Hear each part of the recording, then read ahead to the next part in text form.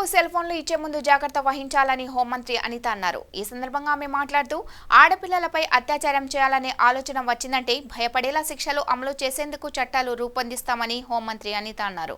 గంజాయి కల్తీ మద్యానికి బానిసలై వావి వరసలు మర్చిపోతున్నారని, ఫోన్ సైట్లు కూడా మైనర్లకు చెడుదోవ పట్టిస్తున్నాయన్నారు.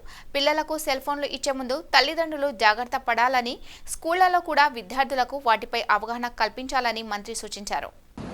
స్టార్టింగ్ అంటే ఇప్పుడు కొన్ని సందర్భాల్లోని ఒక ముఖ్యమంత్రి ఎలా రియాక్ట్ అవుతారు, కొన్ని సందర్భాల్లో ముఖ్యమంత్రిగా రియాక్ట్ అయితే సిచ్యువేషన్స్ ఎలా ఉంటాయి, ఇవి మెయిన్ ఒకసారి మనం ఆలోచించుకోవాల్సిన అవసరం కూడా ఉంది. ఎందుకంటే ఈ మధ్యకాలంలో మీరు జరుగుతున్న మొన్న ముచ్చుమర్రి ఇష్యూ మనకి అందరికీ తెలుసు. నంద్యాల జిల్లాలోని ముచ్చుమర్రిలోని ఒక చిన్న పాప 9 years బేబీ అమ్మాయి అత్యాచారానికి గురయ్యి అమ్మాయి హత్యకి గురయ్యింది. ఇప్పటికీ కూడా అంటే బాడీ కూడా ట్రేస్ అవుట్ అయ్యే పరిస్థితి కూడా కనిపించలేదు. సో ఇటువంటి సిచ్యువేషన్స్లోని మాట్లాడేటప్పుడు కూడా చాలా క్లియర్గా ఇటువంటి సంఘటనలు ఎందుకు జరుగుతున్నాయి, ఇది ఒక ఎత్తు అయితే నిన్ననే మనం చూసాం ఒక 6 నెలల పసికందు నిజంగా వాడిని రాక్షసుడు అనాలో వాడిని ఏమనాలో కూడా అర్థం కాని పరిస్థితి ఉంది.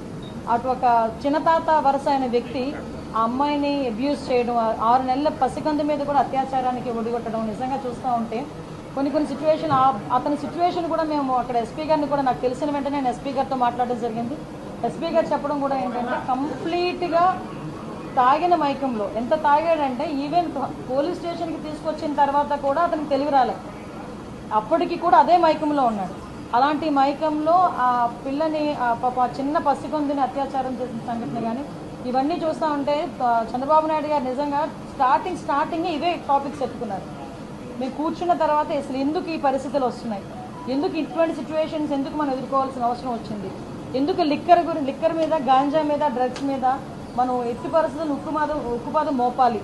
ఈ గంజాయి మత్తులోని కానీ, డ్రగ్స్ మత్తులోని కానీ, ఈ మద్యం మత్తులోని కానీ వీళ్ళు చేసిన అరాచకాలు చూస్తూ ఉంటే ఎక్కడో ఒకటి వీళ్ళకి ఫుడ్ స్టాప్ పడాలి అనే ఉద్దేశంతో ఎస్పెషల్లీ ఈ 2 కేసుల విషయంలో మనకి విజయనగరం జిల్లాలోని రామభద్రాపురం మండలం జీడికి వలసలోని జరిగిన 5 నెలల పసికందు మీద జరిగిన అత్యాచారం కానీ, ఇప్పుడు ఈ మచ్చుమరిలోని అమ్మాయి హత్య విషయంలోని కానీ చాలా సీరియస్గా స్పందించి గౌరవ ముఖ్యమంత్రి గారు ఈ 2 ఇష్యూస్కి కూడా ఒక స్పెషల్ కోర్టును కూడా ఇమీడియట్గా ఏర్పాటు చేసి ఆ స్పెషల్ కోర్టు ద్వారా అతి తొందరగా నిందితులు ఎవరైతే ఉన్నారో వాళ్ళకి శిక్ష పడే విధంగా చేయడానికి ఆదేశాలు కూడా జారీ చేయడం జరిగింది.